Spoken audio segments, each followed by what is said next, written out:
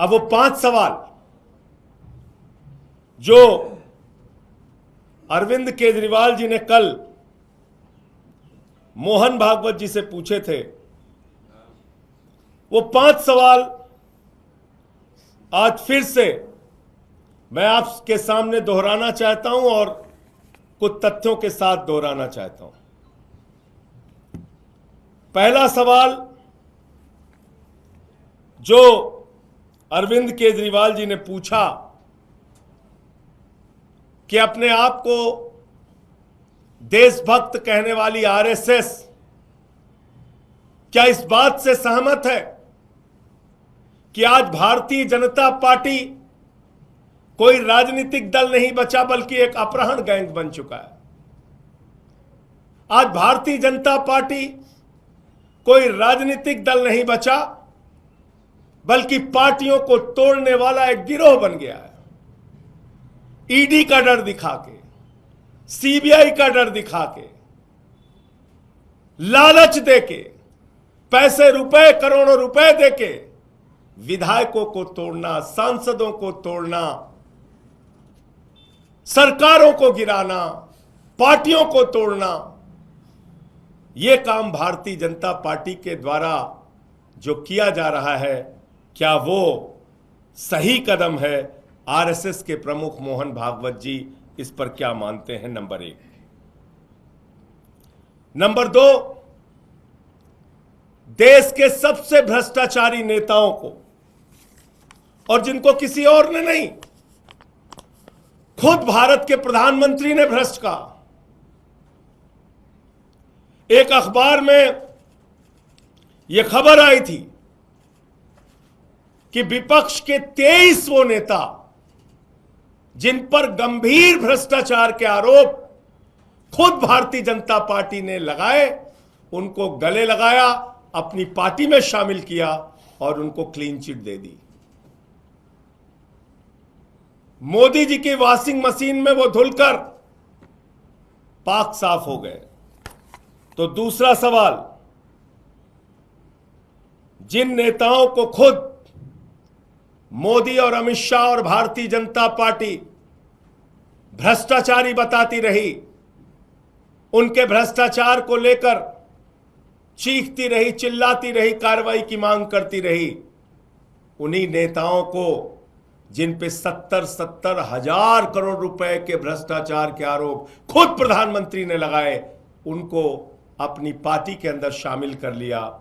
मोहन भागवत जी को यह कार्रवाई कैसी लगती है?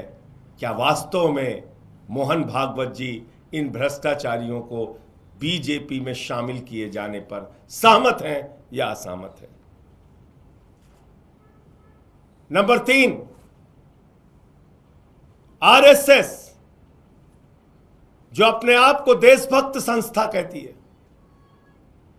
है कि हम एक नैतिकवादी मूल्यों पर चलने वाले लोग हैं। आरएसएस जो कहती है हम तो राष्ट्रीय स्वयं सेवक हैं, हम इस राष्ट्र की सेवा करने के लिए आए हैं, जिनकी जिम्मेदारी थी कि भारतीय जनता पार्टी के ऊपर नजर रखें कि वो पार्टी कभी पथभ्रष्ट ना होने पाए, और पथभ्रष्ट होने की कोशिश करे तो उसके ऊपर अंकुश लगाया जाए, उसके ऊपर रोक लगाई जाए, उसके ऊपर मोहन भागवत जी बोले, उसके ऊपर आरएसएस के लोग बोले। तो केजरीवाल जी का तीसरा सवाल है आरएसएस प्रमुख मोहन भागवत जी से कि मोहन भागवत जी, क्या आपने भारतीय जनता पार्टी के पथभ्रष्ट होने पर, इन सभी कार्रवाइयों पर, आपने उन पर अंकुश लगाने की कभी कोई कोशिश की? आप उनकी इन कार्रवाइयों से सहमत हैं या असहमत हैं? आपने कभी उनको रोका कि ये क्या कर रहे हो तुम? एक ऐसे मुख्यमंत्री जो फ्री शिक्षा, फ्री बिजली, फ्री पानी, फ्री इलाज, माताओं बहनों के लिए बस की फ्री यात्रा, बुजुर्गों की तीर्थ यात्रा, मुनाफे का बजट दिल्ली के लिए, ऐसे मुख्यमंत्री को जब जेल में डाला जाता है तो क्या मोहन भागवत जी के मन में प्रश्न उठता है कि यह काम बीजेपी गलत कर रही है, मोदी जी गलत कर रहे हैं। चौथा प्रश्न जो एक एक आरएसएस के कार्यकर्ता के मन में है, और आरएसएस का जो कार्यकर्ता बीजेपी में आया है उसके भी मन में है, और वो अपने आप को अपमानित महसूस कर रहे हैं। किस दबाव में बोल नहीं पा रहे नहीं मालूम, लेकिन जेपी नड्डा जो भारतीय जनता पार्टी के राष्ट्रीय अध्यक्ष हैं, उन्होंने खुले तौर पे कहा चुनाव के दौरान कि अब हमें आरएसएस की जरूरत नहीं है। तो क्या बेटा इतना बड़ा हो गया कि मां को आंखें दिखाने लगा? अपनी मातृ संस्था जिसकी कोख से बीजेपी पैदा हुई, उस आरएसएस को आंखें दिखाने का काम आज मोदी, जेपी नड्डा और अमित शाह कर रहे हैं।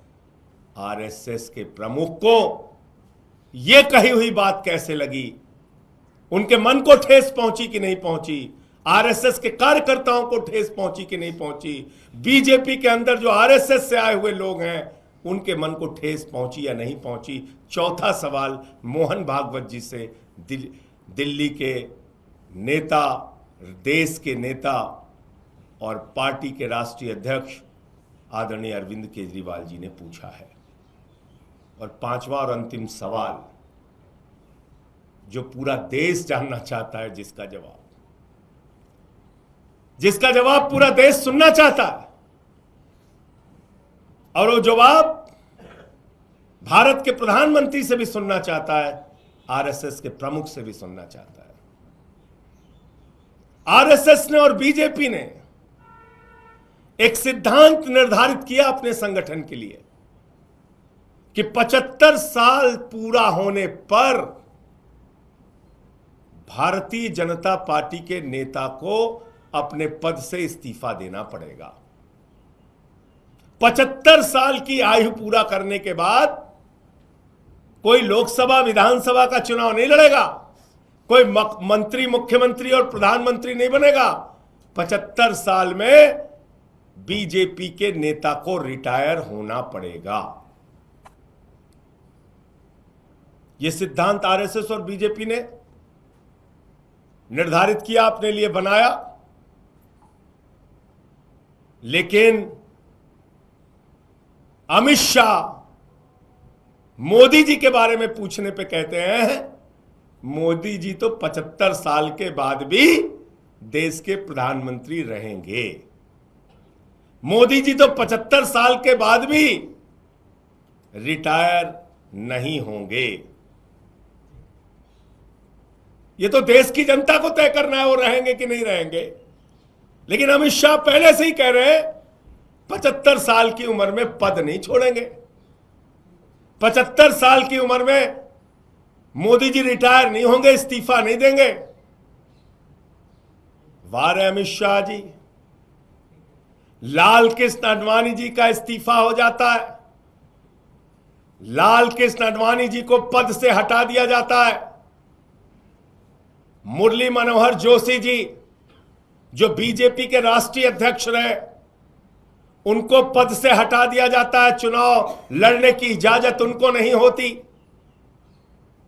भारतीय जनता पार्टी के नेता और हिमाचल प्रदेश के पूर्व मुख्यमंत्री शांता कुमार जी को 75 साल के बाद चुनाव लड़ने नहीं दिया जाता, पद से हटा दिया जाता है। सुमित्रा महाजन जी लोकसभा के अध्यक्ष थी, 75 साल के बाद उनको उनके पद से हटा दिया जाता है, चुनाव नहीं लड़ने दिया जाता। वीसी खंडूरी जी 75 साल के बाद रिटायर कर दिया जाता है, चुनाव नहीं लड़ने दिया जाता। ये तमाम नेता, कलराज मिश्रा जी हमारे उत्तर प्रदेश के नेता, उनको 75 साल के बाद रिटायर कर दिया जाता है, पद से हटा दिया जाता है।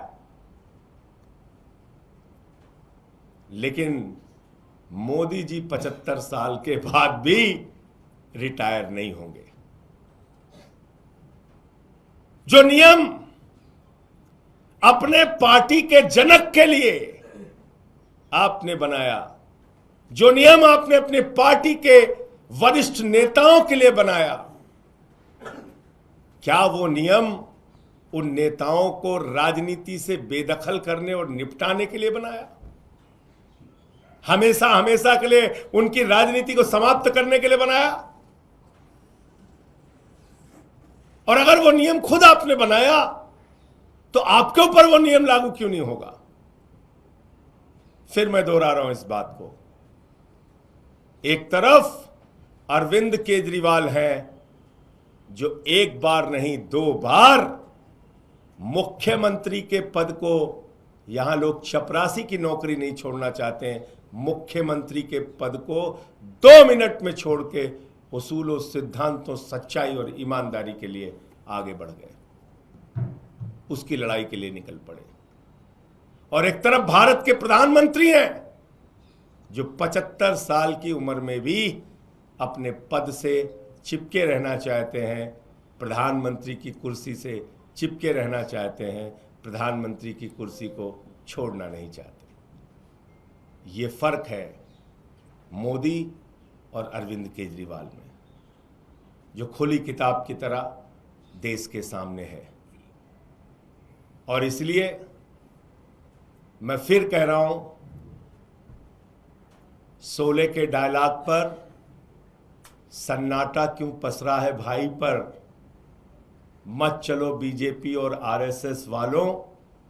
और जो सवाल केजरीवाल जी ने पूछा है उसका जवाब मोहन भागवत जी को और बीजेपी को देना चाहिए, क्योंकि पूरा देश इन सवालों का जवाब चाहता है।